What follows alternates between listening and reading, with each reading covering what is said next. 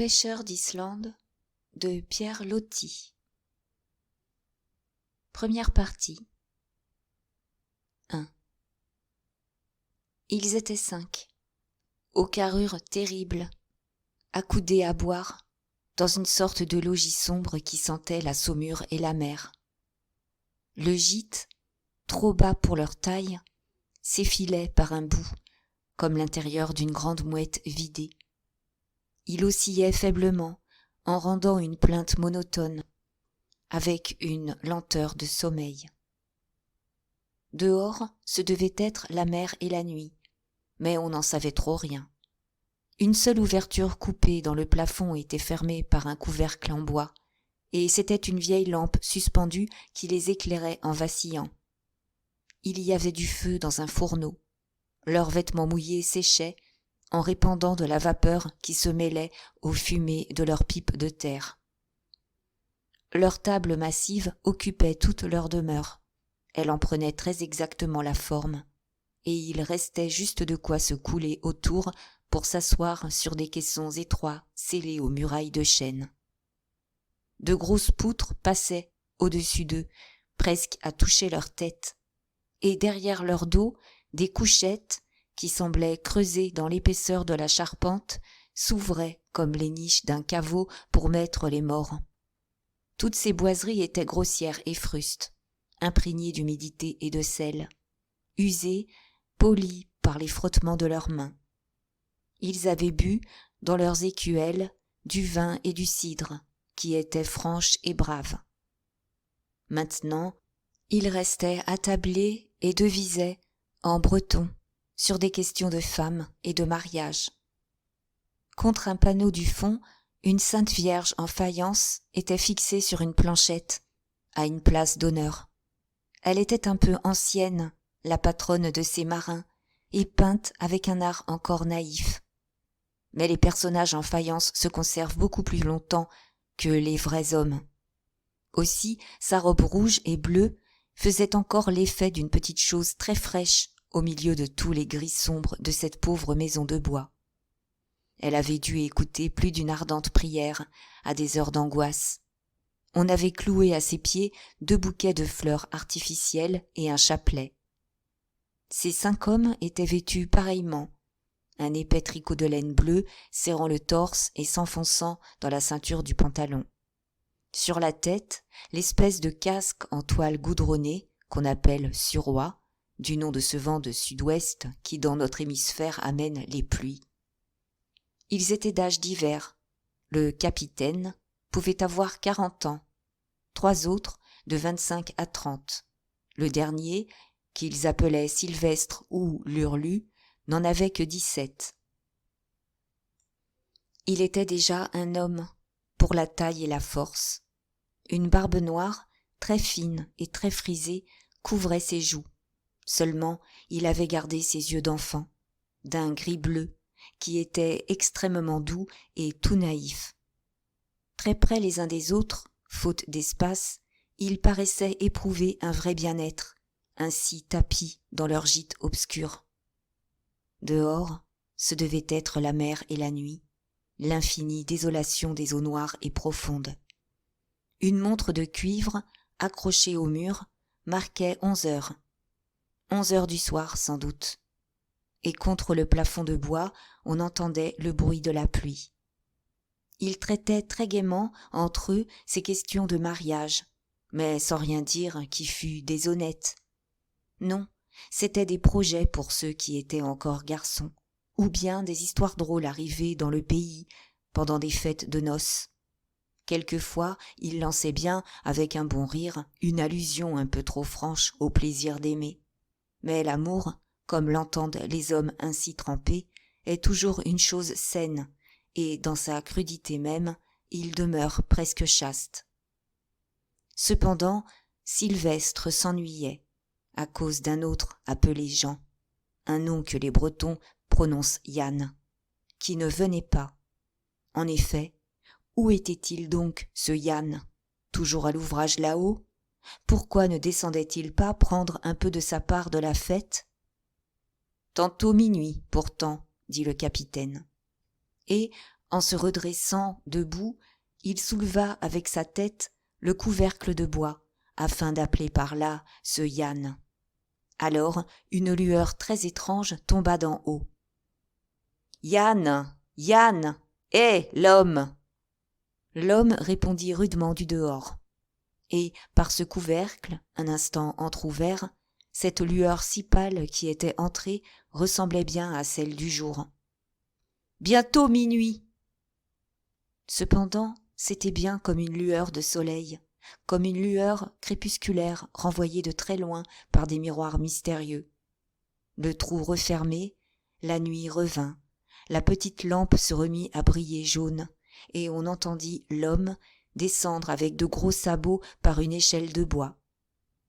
Il entra, obligé de se courber en deux, comme un gros ours, car il était presque un géant. Et d'abord, il fit une grimace en se pinçant le bout du nez à cause de l'odeur âcre de la saumure. Il dépassait un peu trop les proportions ordinaires des hommes, surtout par sa carrure qui était droite comme une barre. Quand il se présentait de face, les muscles de ses épaules, dessinés sous son tricot bleu, formaient comme deux boules en haut de ses bras. Il avait de grands yeux bruns très mobiles, à l'expression sauvage et superbe. Sylvestre, passant ses bras autour de ce Yann, l'attira contre lui par tendresse, à la façon des enfants. Il était fiancé à sa sœur et le traitait comme un grand frère. L'autre se laissait caresser avec un air de lion câlin, en répondant par un bon sourire à dents blanches.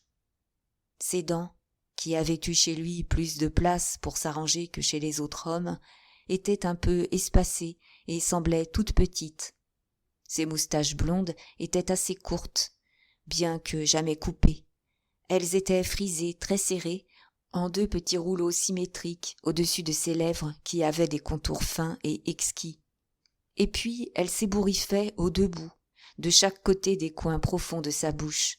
Le reste de sa barbe était tondu ras, et ses joues colorées avaient gardé un velouté frais, comme celui des fruits que personne n'a touchés. On remplit de nouveau les verres, quand Yann fut assis, et on appela le mousse pour rebourrer les pipes et les allumer. Cet allumage était une manière pour lui de fumer un peu. C'était un petit garçon robuste, à la figure ronde, un peu le cousin de tous ces marins qui étaient plus ou moins parents entre eux.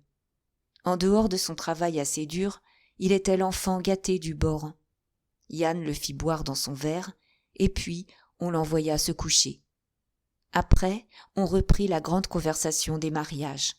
« Et toi, Yann, demanda Sylvestre, quand est-ce ferons-nous tes noces ?»« Tu n'as pas honte, dit le capitaine. Un homme si grand comme tu es, à 27 ans, pas marié encore. Les filles, qu'est-ce qu'elles doivent penser quand elles le voient ?» Et lui répondit, en secouant d'un geste très dédaigneux pour les femmes, ses épaules effrayantes. « Mes noces à moi, je les fais à la nuit. D'autres fois, je les fais à l'heure. C'est suivant. » Il venait de finir ses 5 années de service à l'État, ce Yann, et c'est là, comme matelot canonnier de la flotte, qu'il avait appris à parler le français et à tenir des propos sceptiques. Alors il commença de raconter ses noces dernières qui, paraît-il, avaient duré 15 jours. C'était à Nantes, avec une chanteuse. Un soir, revenant de la mer, il était entré un peu gris dans un alcazar. Il y avait à la porte une femme qui vendait des bouquets énormes au prix d'1 louis de 20 francs. Il en avait acheté un, sans trop savoir qu'en faire. Et puis, tout de suite en arrivant, il l'avait lancé à tour de bras, en plein par la figure, à celle qui chantait sur la scène. Moitié déclaration brusque, moitié ironie pour cette poupée peinte qu'il trouvait par trop rose. La femme était tombée du coup. Après, elle l'avait adoré pendant près de 3 semaines.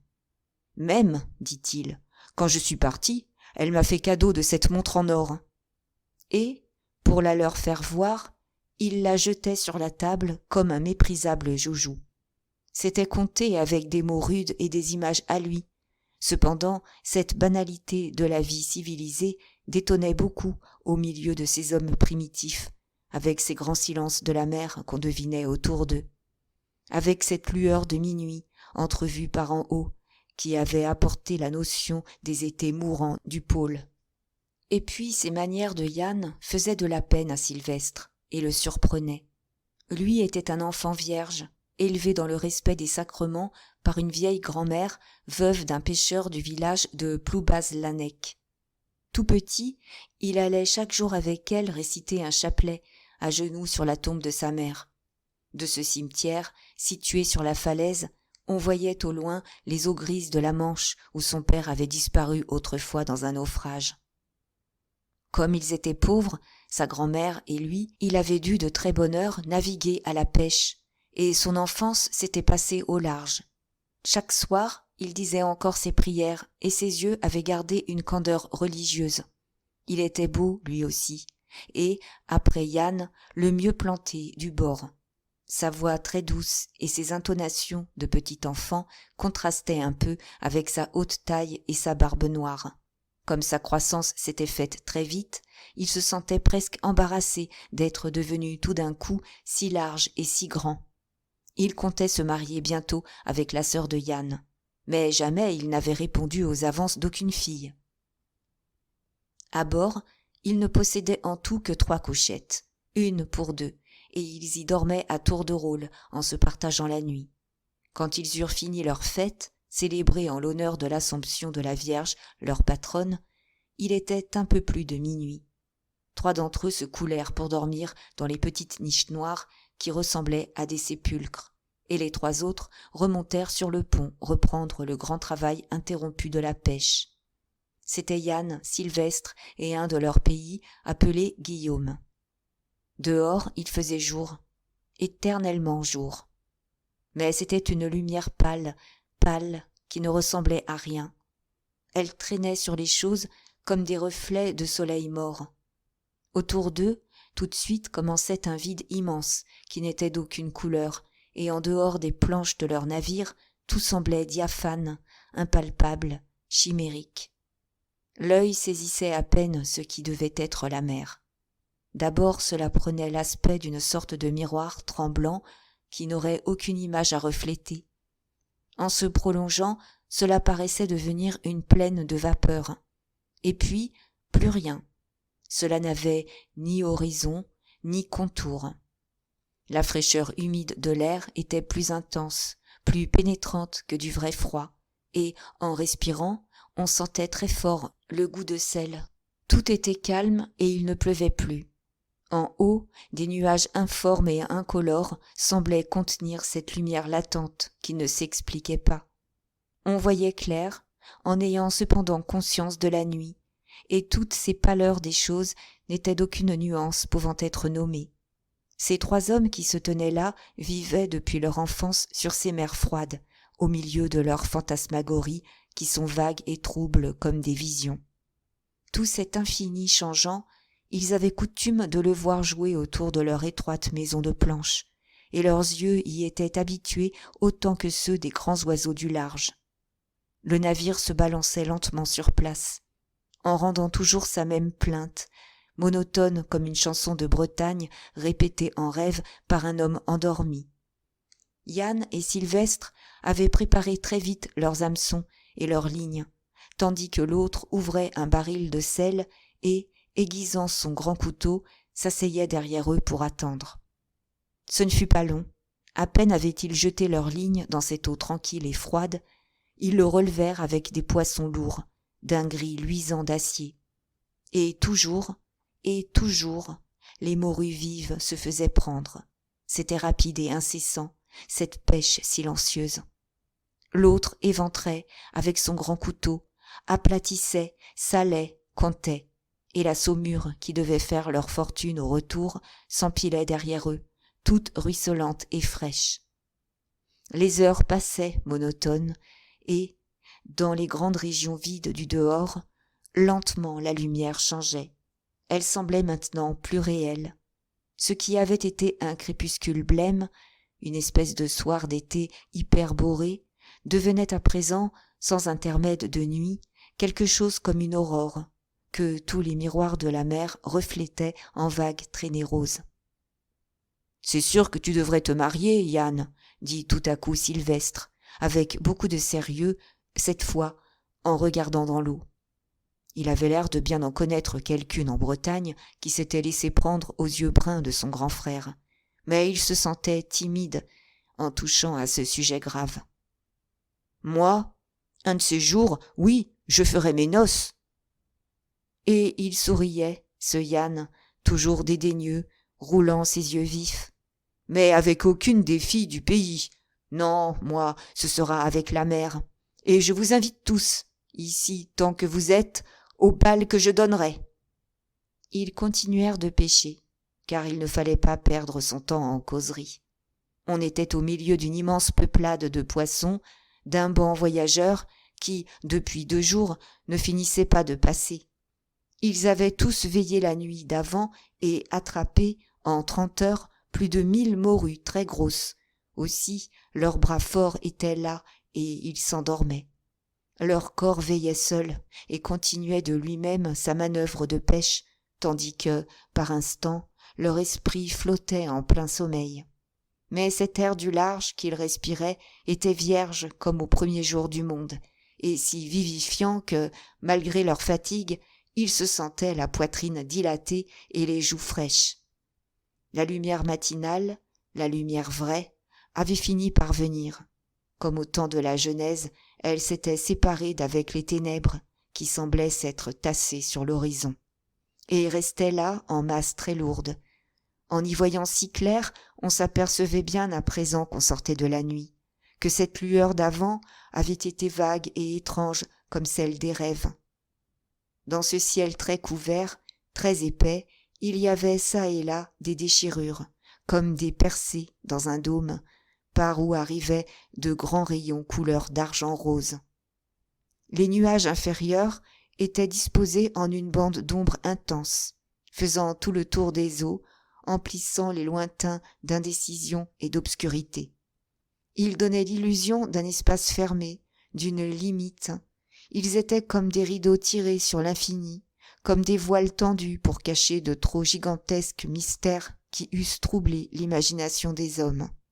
Ce matin-là, autour du petit assemblage de planches qui portait Yann et Sylvestre, le monde changeant du dehors avait pris un aspect de recueillement immense. Il s'était arrangé en sanctuaire, et les gerbes de rayons, qui entraient par les traînées de cette voûte de temple, s'allongeaient en reflets sur l'eau immobile, comme sur un parvis de marbre. Et puis, peu à peu, on vit s'éclairer très loin une autre chimère, une sorte de découpure rosée très haute, qui était un promontoire de la sombre Islande. Les noces de Yann avec la mer. Sylvestre y repensait, tout en continuant de pêcher, sans plus oser rien dire. Il s'était senti triste en entendant le sacrement du mariage ainsi tourné en moquerie par son grand frère. Et puis surtout, cela lui avait fait peur, car il était superstitieux. Depuis si longtemps, il y songeait à ces noces de Yann. Il avait rêvé qu'elle se ferait avec Gaude Mével, une blonde de Paimpol, et que lui aurait la joie de voir cette fête avant de partir pour le service, avant cet exil de 5 années, au retour incertain, dont l'approche inévitable commençait à lui serrer le cœur. 4 heures du matin, les autres qui étaient restés couchés en bas arrivèrent tous 3 pour les relever. Encore un peu endormis, humant à pleine poitrine le grand air froid, ils montaient en achevant de mettre leurs longues bottes, et ils fermaient les yeux, éblouis d'abord par tous ces reflets de lumière pâle. Alors Yann et Sylvestre firent rapidement leur premier déjeuner du matin avec des biscuits. Après les avoir cassés à coups de maillet, ils se mirent à les croquer d'une manière très bruyante, en riant de les trouver si durs. Ils étaient redevenus tout à fait gais à l'idée de descendre dormir, d'avoir bien chaud dans leur couchette, et, se tenant l'un l'autre par la taille, ils s'en allèrent jusqu'à l'écoutille, en se dandinant sur un air de vieille chanson. Avant de disparaître par ce trou, ils s'arrêtèrent à jouer avec un certain Turc, le chien du bord, un Terre-Neuvien tout jeune qui avait d'énormes pattes encore gauches et enfantines. Il l'agaçait de la main. l'autre les mordillait comme un loup et finit par leur faire du mal. Alors Yann, avec un froncement de colère dans ses yeux changeants, le repoussa d'un coup trop fort qui le fit s'aplatir et hurler. Il avait le cœur bon, ce Yann, mais sa nature était restée un peu sauvage, et quand son être physique était seul en jeu, une caresse douce était souvent chez lui très près d'une violence brutale. 2. Leur navire s'appelait la Marie. Capitaine Germer. Il allait chaque année faire la grande pêche dangereuse dans ces régions froides où les étés n'ont plus de nuit. Il était très ancien, comme la Vierge de faïence, sa patronne. Ses flancs épais, à vertèbres de chêne, étaient éraillés, rugueux, imprégnés d'humidité et de saumure, mais sains encore et robustes, exhalant les senteurs vivifiantes du goudron. Au repos, il avait un air lourd, avec sa membrure massive, mais quand les grandes brises d'ouest soufflaient, il retrouvait sa vigueur légère, comme les mouettes que le vent réveille. Alors il avait sa façon à lui de s'élever à la lame et de rebondir, plus lestement que bien des jeunes taillés avec les finesses modernes. Quant à eux, les 6 hommes et le mousse, ils étaient des Islandais, une race vaillante de marins qui est répandue surtout au pays de Paimpol et de Tréguier, et qui s'est vouée de père en fils à cette pêche-là. Ils n'avaient presque jamais vu l'été de France. À la fin de chaque hiver, ils recevaient avec les autres pêcheurs, dans le port de Paimpol, la bénédiction des départs. Pour ce jour de fête, un reposoir, toujours le même, était construit sur le quai. Il imitait une grotte en rocher, et, au milieu, parmi des trophées d'encre, d'avirons et de filets, trônait, douce et impassible, la Vierge, patronne des marins, sortie pour eux de son église, regardant toujours, de génération en génération, avec ses mêmes yeux sans vie, les heureux pour qui la saison allait être bonne, et les autres, ceux qui ne devaient pas revenir. Le Saint-Sacrement, suivi d'une procession lente de femmes et de mères, de fiancées et de sœurs, faisait le tour du port, où tous les navires islandais, qui s'étaient pavoisés, saluaient du pavillon au passage. Le prêtre, s'arrêtant devant chacun d'eux, disait les paroles et faisait les gestes qui bénissent. Ensuite, ils partaient tous, comme une flotte, laissant le pays presque vide, d'époux, d'amants et de fils. En s'éloignant, les équipages chantaient ensemble, à pleine voix vibrante, les cantiques de Marie étoile de la mer. Et chaque année, c'était le même cérémonial de départ, les mêmes adieux. Après recommençait la vie du large, l'isolement à 3 ou 4 compagnons rudes, sur des planches mouvantes, au milieu des eaux froides de la mer hyperborée. Jusqu'ici, on était revenu. La Vierge étoile de la mer avait protégé ce navire qui portait son nom. La fin d'août était l'époque de ses retours, mais la Marie suivait l'usage de beaucoup d'Islandais, qui est de toucher seulement à Paimpol, et puis de descendre dans le golfe de Gascogne où l'on vend bien sa pêche, et dans les îles de sable à marais salants où l'on achète le sel pour la campagne prochaine. Dans ces ports du Midi, que le soleil chauffe encore, se répandent pour quelques jours les équipages robustes, avides de plaisir, grisés par ce lambeau d'été, par cet air plus tiède, par la terre et par les femmes. Et puis, avec les premières brumes de l'automne, on rentre au foyer, à Paimpol ou dans les chaumières éparses du pays de Gueulot. S'occuper, pour un temps, de famille et d'amour, de mariage et de naissance. Presque toujours, on trouve là des petits nouveau-nés, conçus l'hiver d'avant, et qui attendent des parrains pour recevoir le sacrement du baptême. Il faut beaucoup d'enfants à ces races de pêcheurs que l'Islande dévore. 3. À Paimpol, un beau soir de cette année-là, un dimanche de juin, il y avait 2 femmes très occupées à écrire une lettre. Cela se passait devant une large fenêtre qui était ouverte et dont l'appui, en granit ancien et massif, portait une rangée de pots de fleurs. Penchées sur leur table, toutes deux semblaient jeunes. L'une avait une coiffe extrêmement grande, à la mode d'autrefois. L'autre une coiffe toute petite, de la forme nouvelle qu'ont adoptée les Pimpolaises. Deux amoureuses, eût-on dit, rédigeant ensemble un message tendre pour quelque bel Islandais. Celle qui dictait, la grande coiffe, releva la tête, cherchant ses idées. Tiens, elle était vieille, très vieille, malgré sa tournure jeunette, ainsi vue de dos sous son petit châle brun. Mais tout à fait vieille, une bonne grand-mère d'au moins 70 ans. Encore jolie, par exemple, et encore fraîche, avec les pommettes bien roses, comme certains vieillards ont le don de les conserver.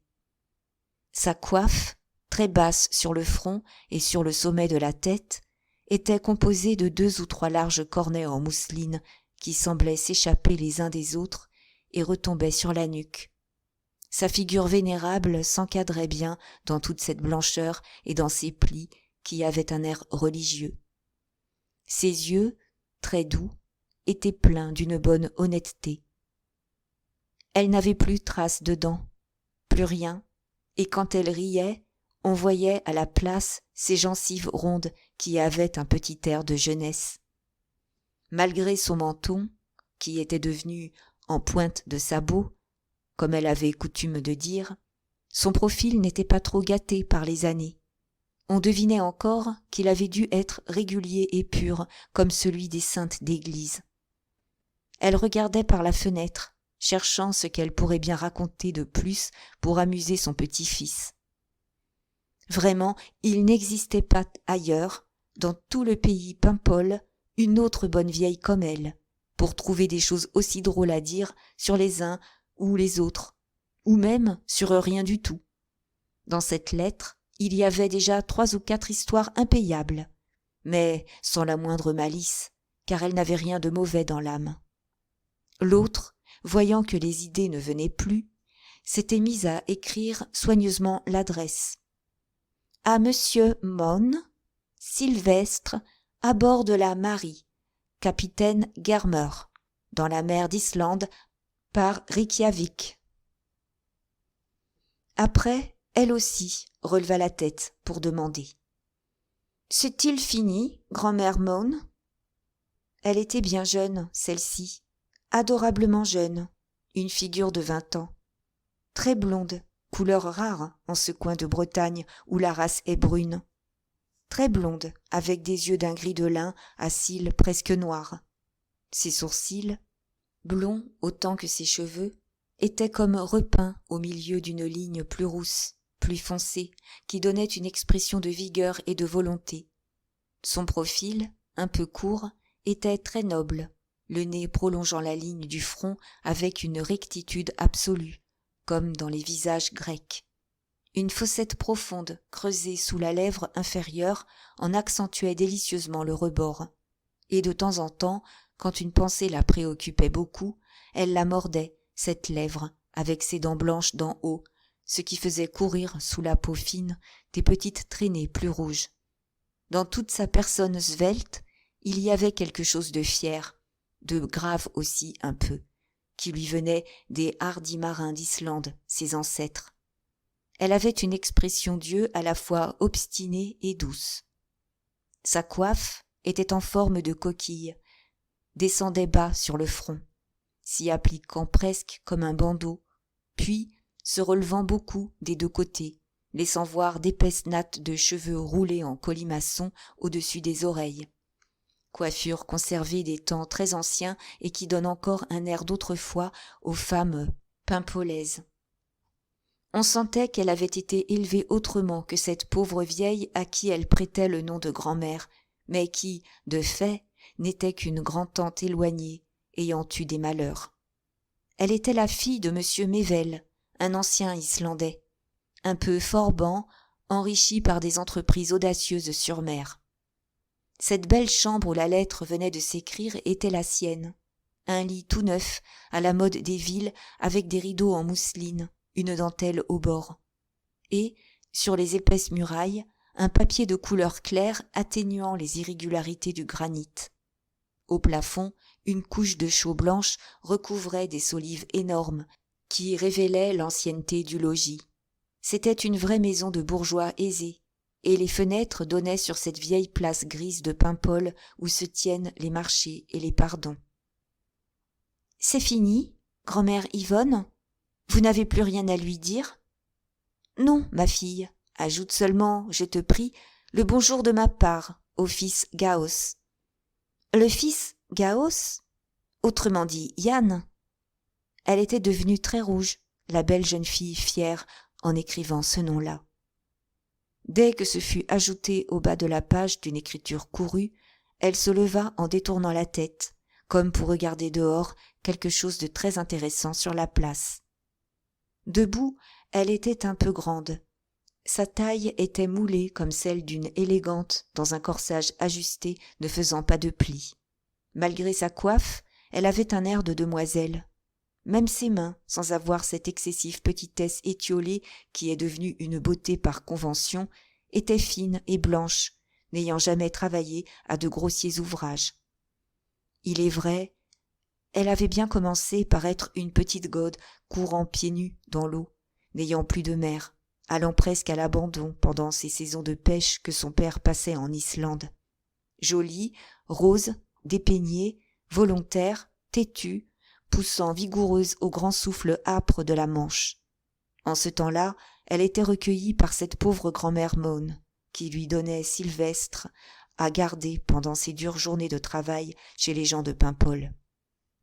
Et elle avait une adoration de petite mère pour cet autre tout petit qui lui était confié, dont elle était l'aînée d'à peine 18 mois. Aussi brun qu'elle était blonde, aussi soumis et câlin qu'elle était vive et capricieuse. Elle se rappelait ce commencement de sa vie, en fille que ni la richesse, ni les villes n'avaient grisé. Il lui revenait à l'esprit comme un rêve lointain de liberté sauvage, comme un ressouvenir d'une époque vague et mystérieuse où les grèves avaient plus d'espace, où certainement les falaises étaient plus gigantesques. Vers 5 ou 6 ans, encore de très bonne heure pour elle, l'argent était venu à son père, qui s'était mis à acheter et à revendre des cargaisons de navires. Elle avait été emmenée par lui à Saint-Brieuc, et plus tard à Paris. Alors, de petite gaude, elle était devenue une mademoiselle Marguerite, grande, sérieuse, au regard grave. Toujours un peu livrée à elle-même dans un autre genre d'abandon que celui de la grève bretonne, elle avait conservé sa nature obstinée d'enfant. Ce qu'elle savait des choses de la vie avait été révélé bien au hasard, sans discernement aucun, mais une dignité innée, excessive, lui avait servi de sauvegarde. De temps en temps, elle prenait des allures de hardiesse, disant aux gens, bien en face, des choses trop franches qui surprenaient, et son beau regard clair ne s'abaissait pas toujours devant celui des jeunes hommes. Mais il était si honnête et si indifférent que ceux-ci ne pouvaient guère s'y méprendre. Ils voyaient bien tout de suite qu'ils avaient affaire à une fille sage, fraîche de cœur autant que de figure. Dans ces grandes villes, son costume s'était modifié beaucoup plus qu'elle-même. Bien qu'elle eût gardé sa coiffe, que les Bretonnes quittent difficilement, elle avait vite appris à s'habiller d'une autre façon. Et sa taille, autrefois libre de petite pêcheuse, en se formant, en prenant la plénitude de ses beaux contours germés au vent de la mer, s'était amincie par le bas dans de longs corsets de demoiselle. Tous les ans, avec son père, elle revenait en Bretagne, l'été seulement comme les baigneuses, retrouvant pour quelques jours ses souvenirs d'autrefois et son nom de Gaude, qui, en breton, veut dire Marguerite. Un peu curieuse peut-être de voir ces Islandais dont on parlait tant, qui n'étaient jamais là et dont chaque année quelques-uns de plus manquaient à l'appel. Entendant partout causer de cette Islande qui lui apparaissait comme un gouffre lointain, et où était à présent celui qu'elle aimait. Et puis, un beau jour, elle avait été ramenée pour tout à fait au pays de ses pêcheurs par un caprice de son père, qui avait voulu finir là son existence et habiter comme un bourgeois sur cette place de Paimpol. La bonne vieille grand-mère, pauvre et proprette, s'en alla en remerciant dès que la lettre fut relue et l'enveloppe fermée. Elle demeurait assez loin, à l'entrée du pays de Ploubazlanec, dans un hameau de la côte, encore dans cette même chaumière où elle était née, où elle avait eu ses fils et ses petits-fils. En traversant la ville, elle répondait à beaucoup de monde qui lui disait bonsoir. Elle était une des anciennes du pays, débris d'une famille vaillante et estimée. Par des miracles d'ordre et de soin, elle arrivait à paraître à peu près bien mise, avec de pauvres robes raccommodées qui ne tenaient plus. Toujours ce petit châle brun de pimpolaise, qui était sa tenue d'habillée et sur lequel retombaient depuis une 60aine d'années les cornets de mousseline de ses grandes coiffes. Son propre châle de mariage, jadis bleu, retint pour les noces de son fils Pierre, et depuis ce temps-là ménagé pour les dimanches, encore bien présentable. Elle avait continué de se tenir droite dans sa marche, pas du tout comme les vieilles, et vraiment malgré ce menton un peu trop remonté, avec ses yeux si bons et ce profil si fin, on ne pouvait s'empêcher de la trouver bien jolie. Elle était très respectée, et cela se voyait rien que dans les bonsoirs que les gens lui donnaient.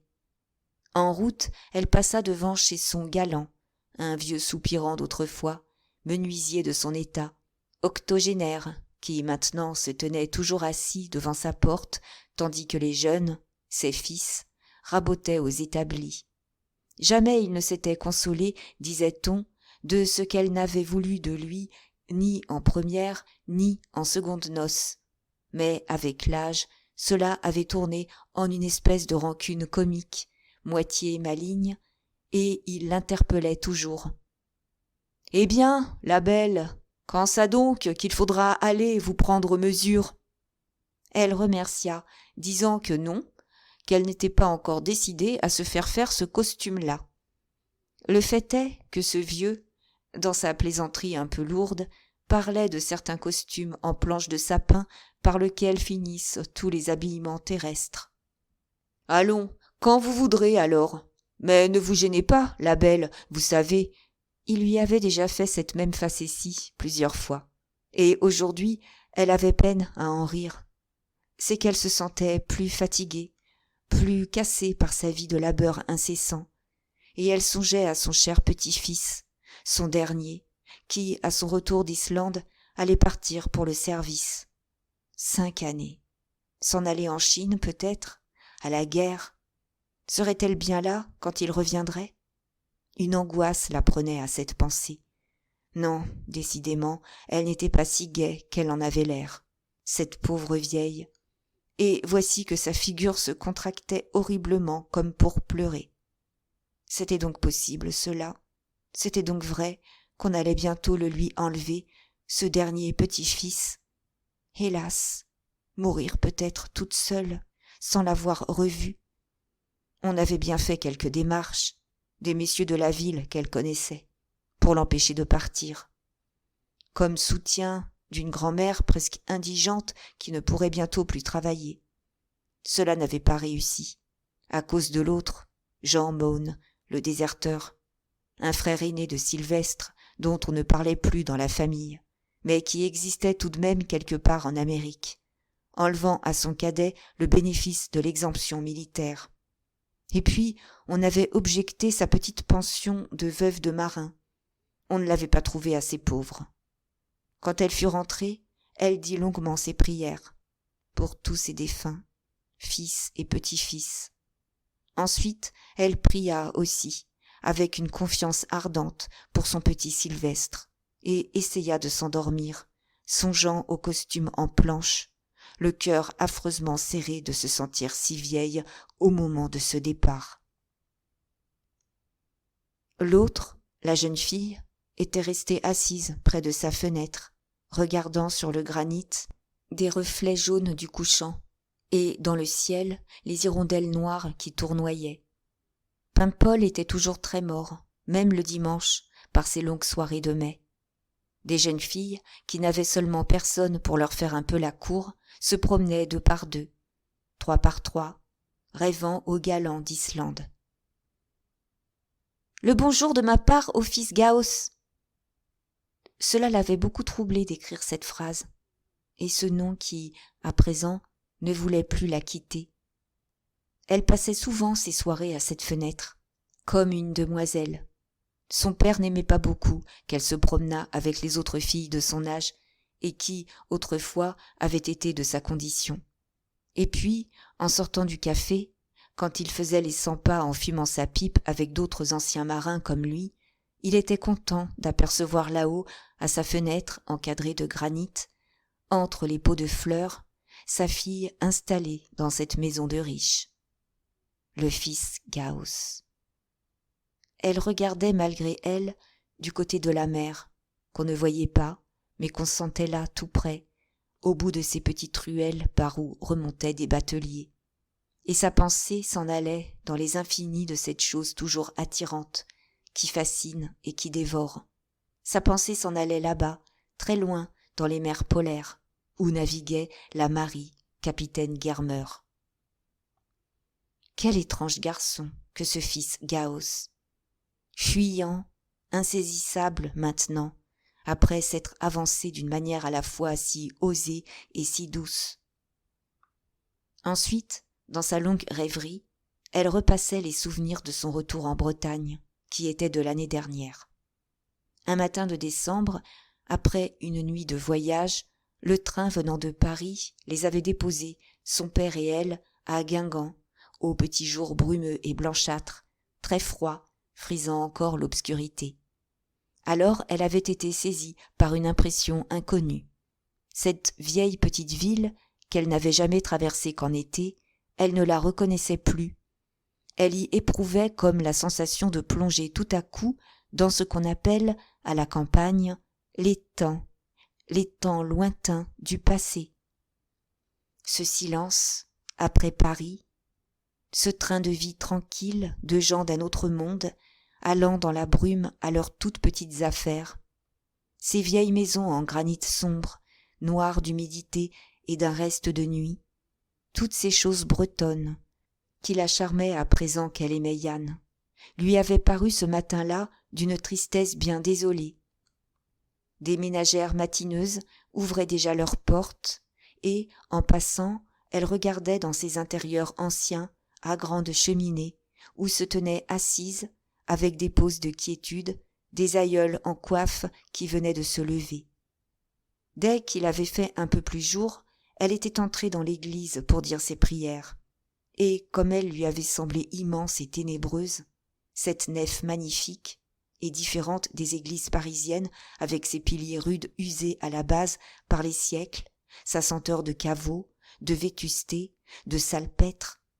Dans un recul profond, derrière les colonnes, un cierge brûlait, et une femme se tenait agenouillée devant, sans doute pour faire un vœu. La lueur de cette flammèche grêle se perdait dans le vide incertain des voûtes.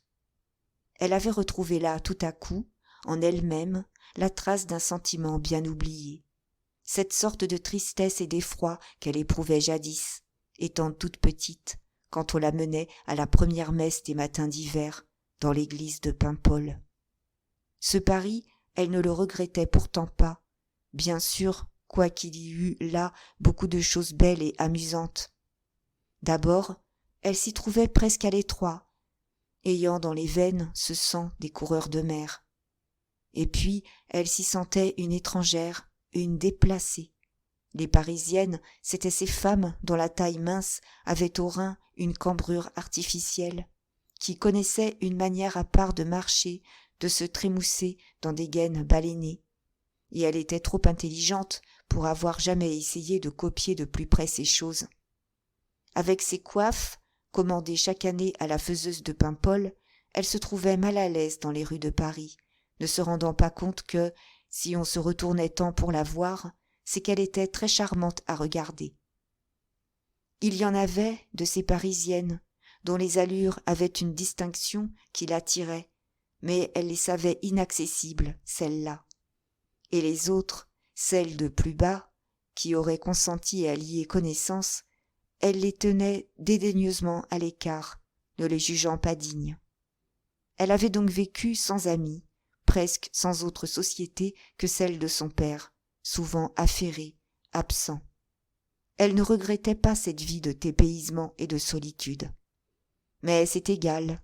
Ce jour d'arrivée, elle avait été surprise d'une façon pénible par l'âpreté de cette Bretagne revue en plein hiver. Et la pensée qu'il faudrait faire encore 4 ou 5 heures de voiture, s'enfouir beaucoup plus avant dans ce pays morne pour arriver à Paimpol, l'avait inquiétée comme une oppression.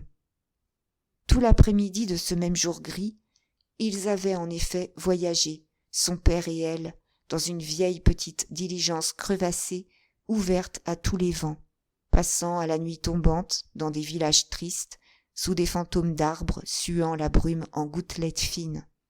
Bientôt, il avait fallu allumer les lanternes. Alors, on n'avait plus rien vu, que 2 traînées d'une nuance bien verte de feux de Bengale qui semblaient courir de chaque côté en avant des chevaux, et qui étaient les lueurs de ces 2 lanternes jetées sur les interminables haies du chemin. Comment tout à coup cette verdure si verte en décembre ? D'abord étonnée, elle se pencha pour mieux voir, puis il lui sembla reconnaître et se rappeler les ajoncs, les éternels ajoncs marins des sentiers et des falaises qui ne jaunissent jamais dans le pays de Paimpol. En même temps, commençait à souffler une brise plus tiède qu'elle croyait reconnaître aussi, et qui sentait la mer. Vers la fin de la route, elle avait été tout à fait réveillée et amusée par cette réflexion qui lui était venue. « Tiens, puisque nous sommes en hiver, je vais les voir, cette fois, les beaux pêcheurs d'Islande. » En décembre, ils devaient être là, revenus tous, les frères, les fiancés, les amants, les cousins, dont ses amies, grandes et petites, l'entretenaient tant à chacun de ses voyages d'été, pendant les promenades du soir.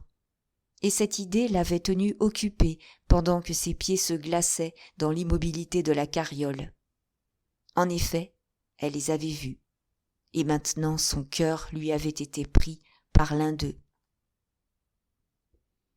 4. La première fois qu'elle l'avait aperçu, lui, ce Yann, c'était le lendemain de son arrivée, au pardon des Islandais, qui est le 8 décembre, jour de la Notre-Dame de Bonne-Nouvelle, patronne des pêcheurs, un peu après la procession, les rues sombres encore tendues de draps blancs sur lesquels étaient piqués du lierre et du houx, des feuillages et des fleurs d'hiver. À ce pardon, la joie était lourde et un peu sauvage, sous un ciel triste. Joie sans gaieté, qui était faite surtout d'insouciance et de défi, de vigueur physique et d'alcool, sur laquelle pesait, moins déguisée qu'ailleurs, l'universelle menace de mourir. Grand bruit dans Paimpol, sons de cloches et chants de prêtres, chansons rudes et monotones dans les cabarets, vieux airs à bercer les matelots, vieilles complaintes venues de la mer, venues je ne sais d'où, de la profonde nuit des temps, groupes de marins se donnant le bras, zigzagant dans les rues, par habitude de rouler et par commencement d'ivresse, jetant aux femmes des regards plus vifs après les longues continences de large. Groupes de filles en coiffes blanches, de nonins, aux belles poitrines serrées et frémissantes, aux beaux yeux remplis des désirs de tout un été. Vieilles maisons de granit enfermant ce grouillement de monde. Vieux toits racontant leur lutte de plusieurs siècles contre les vents d'ouest, contre les embruns, les pluies, contre tout ce que lance la mer, racontant aussi les histoires chaudes qu'ils ont abritées, des aventures anciennes d'audace et d'amour. Et un sentiment religieux, une impression de passé, planant sur tout cela, avec un respect du culte antique, des symboles qui protègent, de la Vierge blanche et immaculée. À côté des cabarets, l'église au perron semé de feuillages, toute ouverte en grande baie sombre, avec son odeur d'encens, avec ses cierges dans son obscurité, et ses ex-voto de marins partout accrochés à la sainte voûte. À côté des filles amoureuses, les fiancés de matelots disparus, les veuves de naufragés, sortant des chapelles des morts, avec leurs longs châles de deuil et leurs petites coiffes lisses, les yeux à terre, silencieuses, passant au milieu de ce bruit de vie comme un avertissement noir. Et là, tout près, la mère toujours, la grande nourrice et la grande dévorante de ces générations vigoureuses, s'agitant elle aussi, faisant son bruit, prenant sa part de la fête. De toutes ces choses ensemble, Gaude recevait l'impression confuse. Excitée et rieuse, avec le cœur serré dans le fond, elle sentait une espèce d'angoisse la prendre. À l'idée que ce pays, maintenant, était redevenu le sien pour toujours. Sur la place, où il y avait des jeux et des saltimbanques, elle se promenait avec ses amis qui lui nommaient, de droite et de gauche, les jeunes hommes de Paimpol ou de Ploubazlanec. Devant des chanteurs de complaintes, un groupe de ces Islandais était arrêté, tournant le dos. Et, d'abord, frappée par l'un d'eux qui avait une taille de géant et des épaules presque trop larges, elle avait simplement dit, même avec une nuance de moquerie, « En voilà un qui est grand !» Il y avait à peu près ceci de sous-entendu dans sa phrase. « Pour celle qui l'épousera, quel encombrement dans son ménage, un mari de cette carrure !» Lui s'était retourné, comme s'il eût entendu, et, de la tête aux pieds, il l'avait enveloppée d'un regard rapide qui semblait dire « Quelle est celle-ci qui porte la coiffe de Paimpol, et qui est si élégante et que je n'ai jamais vue ?» Et puis, ses yeux s'étaient abaissés vite, par politesse, et il avait de nouveau paru très occupé des chanteurs, ne laissant plus voir de sa tête que les cheveux noirs, qui étaient assez longs et très bouclés derrière, sur le cou. Ayant demandé sans gêne le nom d'une quantité d'autres, elle n'avait pas osé pour celui-là. Ce beau profil à peine aperçu, ce regard superbe et un peu farouche, ces prunelles brunes légèrement fauves, courant très vite sur l'opale bleuâtre de ses yeux, tout cela l'avait impressionné et intimidé aussi. Justement, c'était ce fils Gauss dont elle avait entendu parler chez les Maunes comme d'un grand ami de Sylvestre. Le soir de ce même pardon, Sylvestre et lui, marchant bras dessus, bras dessous, les avaient croisés, son père et elle, et s'étaient arrêtés pour dire bonjour. Ce petit Sylvestre, il était tout de suite redevenu pour elle une espèce de frère. Comme des cousins qu'ils étaient, ils avaient continué de se tutoyer. Il est vrai, elle avait hésité d'abord, devant ce grand garçon de 17 ans ayant déjà une barbe noire. Mais, comme ses bons yeux d'enfant si doux n'avaient guère changé, elle l'avait bientôt assez reconnu pour s'imaginer ne l'avoir jamais perdu de vue. Quand il venait à Paimpol, elle le retenait à dîner le soir. C'était sans conséquence, et il mangeait de très bon appétit, étant un peu privé chez lui. À vrai dire, ce Yann n'avait pas été très galant pour elle, pendant cette première présentation, au détour d'une petite rue grise, toute jonchée de rameaux verts. Il s'était borné à lui ôter son chapeau, d'un geste presque timide, bien que très noble, puis l'ayant parcouru de son même regard rapide, il avait détourné les yeux d'un autre côté, paraissant être mécontent de cette rencontre et avoir hâte de passer son chemin. Une grande brise d'ouest, qui s'était levée pendant la procession, avait semé par terre des rameaux de buis et jeté sur le ciel des tentures gris-noir. Gaude, dans sa rêverie de souvenirs, revoyait très bien tout cela, cette tombée triste de la nuit sur cette fin de pardon, ces draps blancs piqués de fleurs qui se tordaient au vent le long des murailles, ces groupes tapageurs d'Islandais, gens de vent et de tempête, qui entraient en chantant dans les auberges, se garant contre la pluie prochaine, surtout ce grand garçon, planté debout, devant elle, détournant la tête, avec un air ennuyé et troublé de l'avoir rencontré. Quel changement profond s'était fait en elle depuis cette époque, et quelle différence entre le bruit de cette fin de fête et la tranquillité d'à présent, comme ce même Paimpol était silencieux et vide ce soir, pendant le long crépuscule tiède de mai qui la retenait à sa fenêtre, seule, songeuse. et énamouré. 5. La seconde fois qu'ils s'étaient vus, c'était à des noces. Ce fils Gauss avait été désigné pour lui donner le bras. D'abord, elle s'était imaginée en être contrariée, défiler dans la rue avec ce garçon, que tout le monde regardait à cause de sa haute taille, et qui, du reste, ne saurait probablement rien lui dire en route. Et puis, il l'intimidait, celui-là, décidément, avec son grand air sauvage. À l'heure dite, tout le monde étant déjà réuni pour le cortège, ce Yann n'avait point paru. Le temps passait, il ne venait pas, et déjà on parlait de ne point l'attendre. Alors elle s'était aperçue que, pour lui seul, elle avait fait toilette. Avec n'importe quel autre de ces jeunes hommes, la fête, le bal, seraient pour elle manqués, et sans plaisir.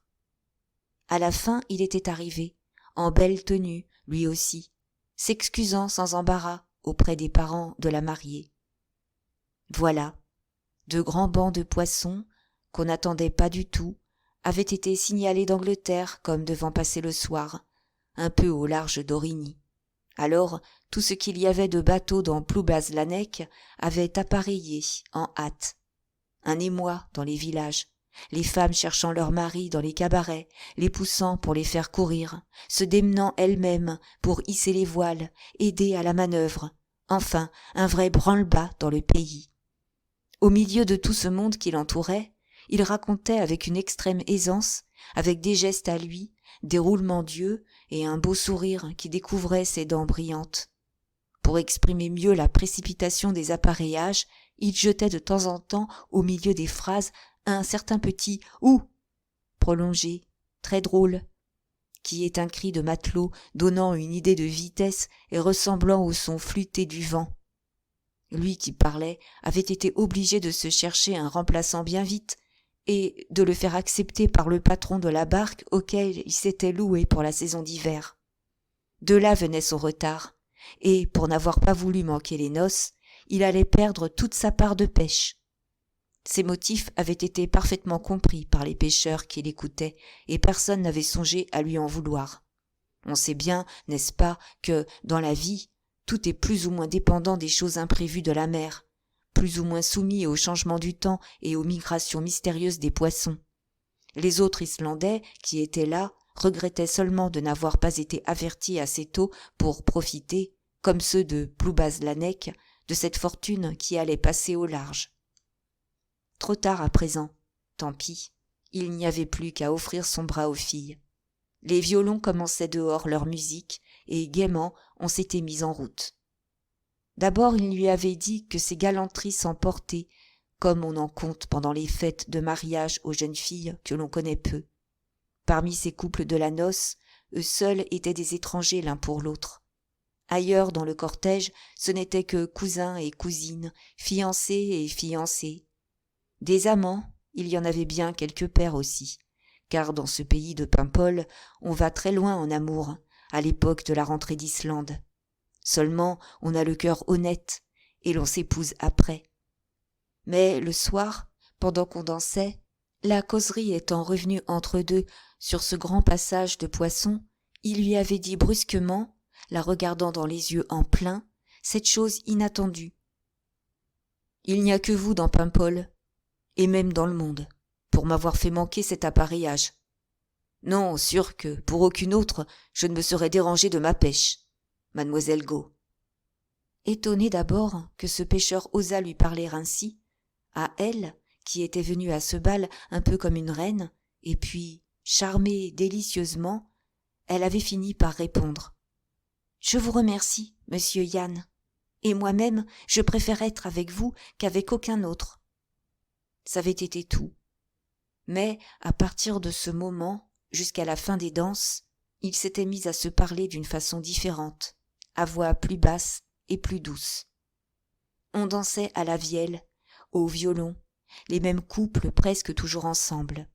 Quand lui venait la reprendre, après avoir par convenance dansé avec quelque autre, ils échangeaient un sourire d'amis qui se retrouvent et continuaient leur conversation d'avant qui était très intime. Naïvement, Yann racontait sa vie de pêcheur, ses fatigues, ses salaires, les difficultés d'autrefois chez ses parents, quand il avait fallu élever les 14 petits Gauss dont il était le frère aîné.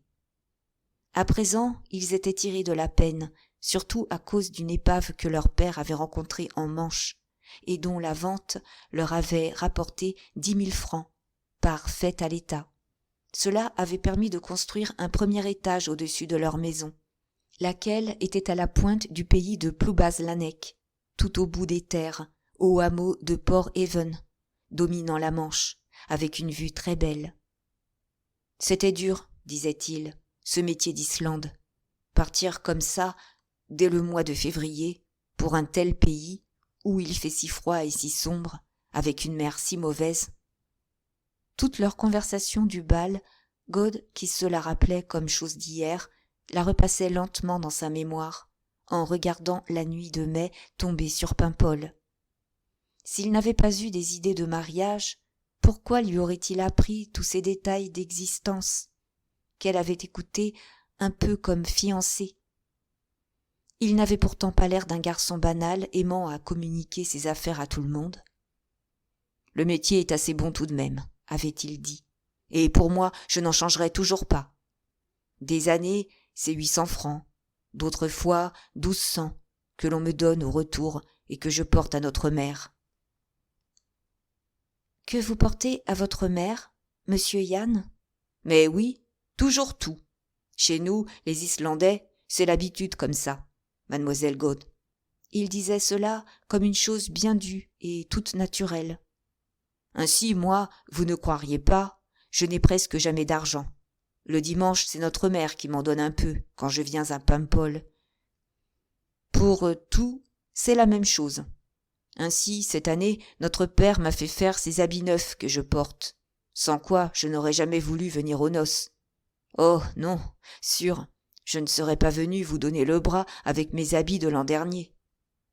Pour elle, accoutumée à voir des Parisiens, ils n'étaient peut-être pas très élégants, ces habits neufs de Yann, cette veste très courte, ouverte sur un gilet d'une forme un peu ancienne. Mais le torse qui se moulait dessous était irréprochablement beau, et alors le danseur avait grand air tout de même.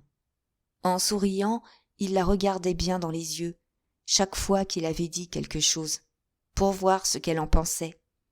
Et comme son regard restait bon et honnête, tandis qu'il racontait tout cela pour qu'elle fût bien prévenue qu'il n'était pas riche, elle aussi lui souriait, en le regardant toujours bien en face, répondant très peu de choses, mais écoutant avec toute son âme, toujours plus étonnée et attirée vers lui.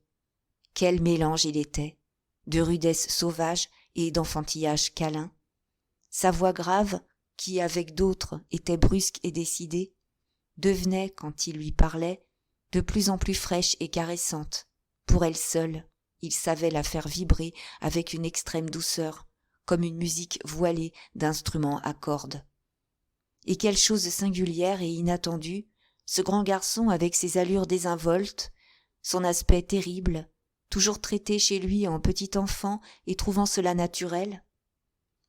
Ayant couru le monde, toutes les aventures, tous les dangers, et conservant pour ses parents cette soumission respectueuse, absolue.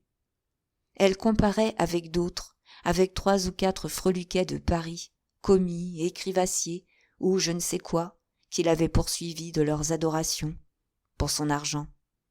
Et celui-ci lui semblait être ce qu'elle avait connu de meilleur, en même temps qu'il était le plus beau. Pour se mettre davantage à sa portée, elle avait raconté que, chez elle aussi, on ne s'était pas toujours trouvé à l'aise comme à présent, que son père avait commencé par être pêcheur d'Islande et gardait beaucoup d'estime pour les Islandais, qu'elle-même se rappelait avoir couru pieds nus, étant toute petite, sur la grève, après la mort de sa pauvre mère. Oh, cette nuit de bal, la nuit délicieuse, décisive et unique dans sa vie. Elle était déjà presque lointaine, puisqu'elle datait de décembre et qu'on était en mai. Tous les beaux danseurs d'alors pêchaient à présent là-bas, épars sur la mer d'Islande, y voyant clair, au pâle soleil, dans leur solitude immense, tandis que l'obscurité se faisait tranquillement sur la terre bretonne. Gaude restait à sa fenêtre. La place de Paimpol, presque fermée de tous côtés par des maisons antiques, devenait de plus en plus triste avec la nuit. On n'entendait guère de bruit nulle part. Au-dessus des maisons, le vide encore lumineux du ciel semblait se creuser, s'élever, se séparer davantage des choses terrestres, qui maintenant, à cette heure crépusculaire, se tenaient toutes en une seule des coupures noires de pignons et de vieux toits. De temps en temps, une porte se fermait, ou une fenêtre. Quelque ancien marin, à la démarche roulante, sortait d'un cabaret, s'en allait par les petites rues sombres, ou bien quelques filles attardées rentraient de la promenade avec des bouquets de fleurs de mai. Une, qui connaissait Gaude, en lui disant bonsoir, leva bien haut vers elle au bout de son bras une gerbe d'aubépine, comme pour la lui faire sentir. On voyait encore un peu dans l'obscurité transparente ces légères touffes de fleurettes blanches. Il y avait du reste une autre odeur douce qui était montée des jardins et des cours, celle des chèvrefeuilles fleuries sur le granit des murs, et aussi une vague senteur de goémon venue du port. Les dernières chauves-souris glissaient dans l'air, d'un vol silencieux, comme les bêtes des rêves. Gaude avait passé bien des soirées à cette fenêtre, regardant cette place mélancolique, songeant aux Islandais qui étaient partis, et toujours à ce même bal. Il faisait très chaud sur la fin de ces noces, et beaucoup de têtes de valseurs commençaient à tourner. Elle se rappelait, lui dansant avec d'autres, des filles ou des femmes dont il avait dû être plus ou moins l'amant. Elle se rappelait sa condescendance dédaigneuse pour répondre à leurs appels. Comme il était différent avec celle-là. Il était un charmant danseur, droit comme un chêne de futaie, et tournant avec une grâce à la fois légère et noble, la tête rejetée en arrière. Ses cheveux bruns, qui étaient en boucle, retombaient un peu sur son front et remuaient au vent des danses. Gaude, qui était assez grande, en sentait le frôlement sur sa coiffe, quand il se penchait vers elle pour mieux la tenir pendant les valses rapides. De temps en temps, il lui montrait d'un signe sa petite sœur Marie et Sylvestre, les deux fiancés qui dansaient ensemble. Il riait, d'un air très bon, en les voyant tous deux si jeunes, si réservés l'un près de l'autre, se faisant des révérences, prenant des figures timides pour se dire bien bas des choses sans doute très aimables. Il n'aurait pas permis qu'il en fût autrement, bien sûr, mais c'est égal. Il s'amusait, lui, coureur et entreprenant qu'il était devenu, de les trouver si naïfs. Il échangeait alors avec Gaude des sourires d'intelligence intime qui disaient « Comme ils sont gentils et drôles à regarder, nos deux petits frères ». On s'embrassait beaucoup à la fin de la nuit. Baisers de cousins, baisers de fiancés, baisers d'amants, qui conservaient malgré tout un bon air franc et honnête, là, à pleine bouche, et devant tout le monde. Lui ne l'avait pas embrassée, bien entendu. On ne se permettait pas cela avec la fille de M. Mével. Peut-être seulement la serrait-il un peu plus contre sa poitrine, pendant ces valses de la fin, et elle, confiante, ne résistait pas, s'appuyait au contraire, s'étant donnée de toute son âme. Dans ce vertige subite, profond, délicieux, qui l'entraînait tout entière vers lui, ses sens de 20 ans étaient bien pour quelque chose, mais c'était son cœur qui avait commencé le mouvement. « Avez-vous vu cette effrontée, comme elle le regarde ?» disaient 2 ou 3 belles filles, aux yeux chastement baissés sous des cils blonds ou noirs, et qui avaient parmi les danseurs un amant pour le moins, ou bien 2. En effet, elle le regardait beaucoup, mais elle avait cette excuse, c'est qu'il était le premier, l'unique des jeunes hommes à qui elle eût jamais fait attention dans sa vie. En se quittant le matin, quand tout le monde était parti à la débandade, au petit jour glacé, il s'était dit adieu d'une façon à part, comme 2 promis qui vont se retrouver le lendemain. Et alors, pour rentrer, elle avait traversé cette même place avec son père, nullement fatiguée, se sentant alerte et joyeuse, ravie de respirer, aimant cette brume gelée du dehors et cette aube triste, trouvant tout exquis et tout suave. La nuit de mai était tombée depuis longtemps. Les fenêtres s'étaient toutes peu à peu fermées, avec de petits grincements de leurs ferrures. Gaude restait toujours là, laissant la sienne ouverte. Les rares derniers passants, qui distinguaient dans le noir la forme blanche de sa coiffe, devaient dire « Voilà une fille qui, pour sûr, rêve à son galant. » Et c'était vrai qu'elle y rêvait, avec une envie de pleurer par exemple. Ses petites dents blanches mordaient ses lèvres, défaisaient constamment ce pli qui soulignait en bas le contour de sa bouche fraîche. Et ses yeux restaient fixes dans l'obscurité, ne regardant rien des choses réelles. Mais après ce bal, pourquoi n'était-il pas revenu? Quel changement en lui? Rencontré par hasard, il avait l'air de la fuir, en détournant ses yeux dont les mouvements étaient toujours si rapides. Souvent, elle en avait causé avec Sylvestre, qui ne comprenait pas non plus. « C'est pourtant bien avec celui-là que tu devrais te marier, Gaude, disait-il, si ton père le permettait, car tu n'en trouverais pas dans le pays un autre qui le vaille. D'abord, je te dirais qu'il est très sage, sans en avoir l'air. C'est fort rare quand il se grise. Il fait bien un peu son têtu quelquefois, mais dans le fond, il est tout à fait doux. Non, tu ne peux pas savoir comme il est bon. Et un marin, à chaque saison de pêche, les capitaines se disputent pour l'avoir. » La permission de son père, elle était bien sûre de l'obtenir, car jamais elle n'avait été contrariée dans ses volontés. Cela lui était donc bien égal qu'il ne fût pas riche. D'abord, un marin comme ça, il suffirait d'un peu d'argent d'avance pour lui faire suivre 6 mois les cours de cabotage, et il deviendrait un capitaine à qui tous les armateurs voudraient confier des navires. Cela lui était égal aussi, qu'il fût un peu un géant. Être trop fort, ça peut devenir un défaut chez une femme, mais pour un homme, cela ne nuit pas du tout à la beauté. Par ailleurs, elle s'était informée, sans en avoir l'air, auprès des filles du pays qui savaient toutes les histoires d'amour. On ne lui connaissait point d'engagement. Sans paraître tenir à l'une plus qu'à l'autre, il allait de droite et de gauche. À Lézardrieux, aussi bien qu'un Paimpol, auprès des belles qui avaient envie de lui. Un soir de dimanche, très tard, elle l'avait vu passer sous ses fenêtres, reconduisant et serrant de près une certaine Jeannie Caroff, qui était jolie, assurément, mais dont la réputation était fort mauvaise. Cela, par exemple, lui avait fait un mal cruel.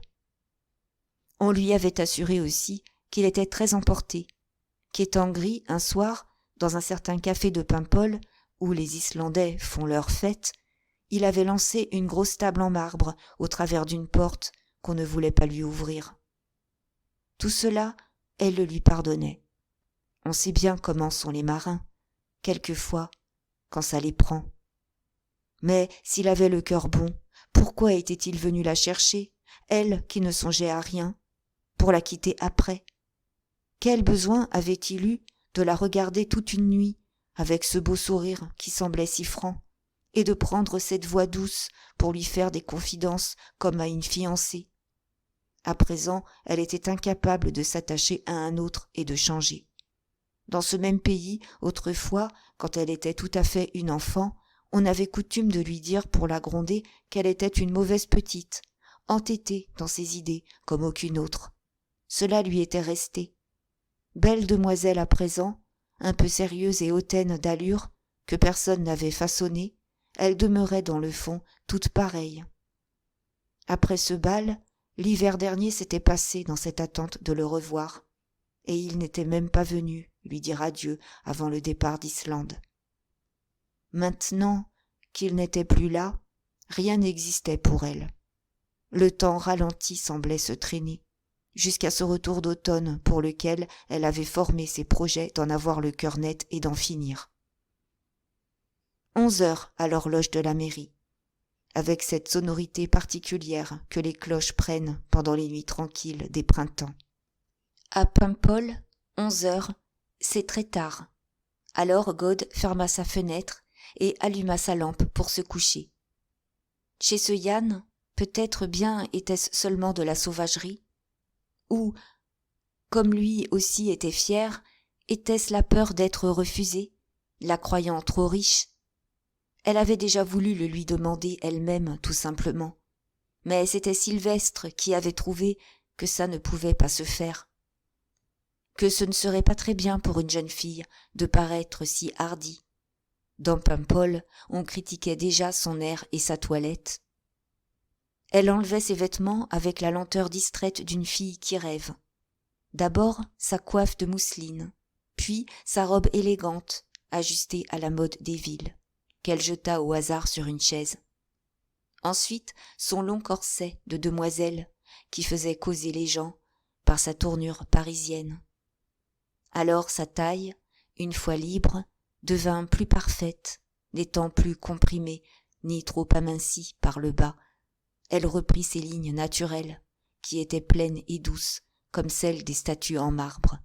Ses mouvements en changeaient les aspects, et chacune de ses poses était exquise à regarder. La petite lampe, qui brûlait seule à cette heure avancée, éclairait avec un peu de mystère ses épaules et sa poitrine, sa forme admirable qu'aucun œil n'avait jamais regardée et qui allait sans doute être perdue pour tous, se dessécher sans être jamais vue, puisque ce Yann ne la voulait pas pour lui. Elle se savait jolie de figure, mais elle était bien inconsciente de la beauté de son corps. Du reste, dans cette région de la Bretagne, chez les filles des pêcheurs islandais, c'est presque de race, cette beauté-là. On ne la remarque plus guère, et même les moins sages d'entre elles, au lieu d'en faire parade, auraient une pudeur à la laisser voir. Non, ce sont les raffinés des villes qui attachent tant d'importance à ces choses pour les mouler ou les peindre. Elle se mit à défaire les espèces de colimaçons en cheveux qui étaient enroulés au-dessus de ses oreilles, et les 2 nattes tombèrent sur son dos comme 2 serpents très lourds. Elle les retroussa en couronne sur le haut de sa tête, ce qui était commode pour dormir. Alors, avec son profil droit, elle ressemblait à une vierge romaine. Cependant ses bras restaient relevés, et, en mordant toujours sa lèvre, elle continuait de remuer dans ses doigts les tresses blondes, comme un enfant qui tourmente un jouet quelconque, en pensant à autre chose. Après, les laissant encore retomber, elle se mit très vite à les défaire pour s'amuser, pour les étendre. Bientôt, elle en fut couverte jusqu'aux reins, ayant l'air de quelque druidesse de forêt. Et puis, le sommeil étant venu tout de même, malgré l'amour et malgré l'envie de pleurer, elle se jeta brusquement dans son lit, en se cachant la figure dans cette masse soyeuse de ses cheveux, qui étaient déployés à présent comme un voile.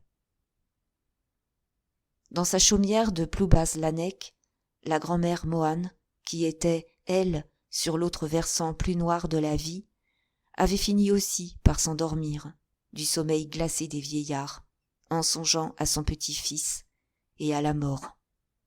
Et, à cette même heure, à bord de la Marie, sur la mer boréale qui était ce soir-là très remuante, Yann et Sylvestre, les 2 désirés, se chantaient des chansons, tout en faisant gaiement leur pêche à la lumière sans fin du jour. 6. Environ 1 mois plus tard, en juin. Autour de l'Islande, il fait cette sorte de temps rare que les matelots appellent le calme blanc, c'est-à-dire que rien ne bougeait dans l'air, comme si toutes les brises étaient épuisées, finies. Le ciel s'était couvert d'un grand voile blanchâtre qui s'assombrissait par le bas, vers l'horizon, passait au gris plombé, aux nuances ternes de l'étain. Et là-dessous, les eaux inertes jetaient un éclat pâle qui fatiguait les yeux et qui donnait froid. Cette fois-là, c'étaient des moires, rien que des moires changeantes qui jouaient sur la mer, des cernes très légers, comme on en ferait en soufflant contre un miroir. Toute l'étendue luisante semblait couverte d'un réseau de dessins vagues qui s'enlaçaient et se déformaient, très vite effacés, très fugitifs. Éternel soir ou éternel matin, il était impossible de dire. Un soleil qui n'indiquait plus aucune heure restait là toujours pour présider à ce resplendissement de choses mortes. Il n'était lui-même qu'un autre cerne, presque sans contour, agrandi jusqu'à l'immense par un halo trouble. Yann et Sylvestre, en pêchant à côté l'un de l'autre, chantaient Jean-François de Nantes, la chanson qui ne finit plus, s'amusant de sa monotonie même et se regardant du coin de l'œil pour rire de l'espèce de drôlerie enfantine avec laquelle ils reprenaient perpétuellement les couplets en tâchant d'y mettre un entrain nouveau à chaque fois. Leurs joues étaient roses sous la grande fraîcheur salée. Cet air qu'ils respiraient était vivifiant et vierge. Ils en prenaient plein leur poitrine, à la source même de toute vigueur et de toute existence. Et pourtant, autour d'eux, c'étaient des aspects de non-vie, de monde fini ou pas encore créé. La lumière avait aucune chaleur. Les choses se tenaient immobiles et comme refroidies à jamais, sous le regard de cette espèce de grand œil spectral qui était le soleil. La mer projetait sur l'étendue une ombre qui était très longue comme le soir et qui paraissait verte au milieu de ces surfaces polies reflétant les blancheurs du ciel. Alors, dans toute cette partie ombrée qui ne miroitait pas, on pouvait distinguer par transparence ce qui se passait sous l'eau. Des poissons innombrables, des myriades et des myriades, tous pareils, glissant doucement dans la même direction, comme ayant un but dans leur perpétuel voyage. C'étaient des morues qui exécutaient leurs évolutions d'ensemble, tout en long, dans le même sens, bien parallèles, faisant un effet de hachure grise, et sans cesse agitées d'un tremblement rapide, qui donnait un air de fluidité à cet amas de vie silencieuse. Quelquefois, avec un coup de queue brusque, toutes se retournaient en même temps, montrant le brillant de leur ventre argenté. Et puis, le même coup de queue, le même retournement, se propageait dans le banc tout entier par ondulations lentes, comme si des milliers de lames de métal eussent jeté, entre deux eaux, chacune un petit éclair. Le soleil, déjà très bas, s'abaissait encore. Donc c'était le soir, décidément. À mesure qu'il descendait dans les zones couleur de plomb qui avoisinaient la mer, il devenait jaune, et son cercle se dessinait plus net, plus réel. On pouvait le fixer avec les yeux, comme on fait pour la lune. Il éclairait pourtant, mais on eût dit qu'il n'était pas du tout loin dans l'espace. Il semblait qu'en allant, avec un navire, seulement jusqu'au bout de l'horizon, on eût rencontré là ce gros ballon triste, flottant dans l'air à quelques mètres au-dessus des eaux. La pêche allait assez vite. En regardant dans l'eau reposée, on voyait très bien la chose se faire. Les morues venaient mordre, d'un mouvement glouton, ensuite se secouer un peu, se sentant piquer, comme pour mieux se faire accrocher le museau. Et, de minute en minute, vite, à deux mains, les pêcheurs rentraient leur ligne, rejetant la bête à qui devait l'éventrer et l'aplatir. La flottille des pimpolets était éparse sur ce miroir tranquille, animant ce désert. Ça et là paraissaient les petites voiles lointaines, déployées pour la forme puisque rien ne soufflait, et très blanches, se découpant en clair sur les grisailles des horizons. Ce jour-là, ça avait l'air d'un métier si calme, si facile, celui de pêcheur d'Islande, un métier de demoiselle. Jean-François de Nantes, Jean-François, Jean-François. Ils chantaient, les deux grands enfants, et Yann s'occupait bien peu d'être si beau et d'avoir la mine si noble. D'ailleurs, enfant seulement avec Sylvestre, ne chantant et ne jouant jamais qu'avec celui-là, renfermé au contraire avec les autres, et plutôt fier et sombre. Très doux, pourtant, quand on avait besoin de lui, toujours bon et serviable quand on ne l'irritait pas. Eux chantaient cette chanson-là. Les deux autres, à quelques pas plus loin, chantaient autre chose. Une autre mélopée faite aussi de somnolence, de santé et de vague mélancolie. On ne s'ennuyait pas, et le temps passait. En bas, dans la cabine, il y avait toujours du feu, couvant au fond du fourneau de fer, et le couvercle de l'écoutille était maintenu fermé pour procurer des illusions de nuit à ceux qui avaient besoin de sommeil. Il leur fallait très peu d'air pour dormir, et les gens moins robustes, élevés dans les villes, en eussent désiré davantage. Mais, quand la poitrine profonde s'est gonflée tout le jour à même l'atmosphère infinie, elle s'endort elle aussi, après, et ne remue presque plus. Alors, on peut se tapir dans n'importe quel petit trou, comme font les bêtes. On se couchait après le quart, par fantaisie, à des moments quelconques, les heures n'important plus, dans cette clarté continuelle. Et c'était toujours de bons sommes, sans agitation, sans rêve, qui reposaient de tout.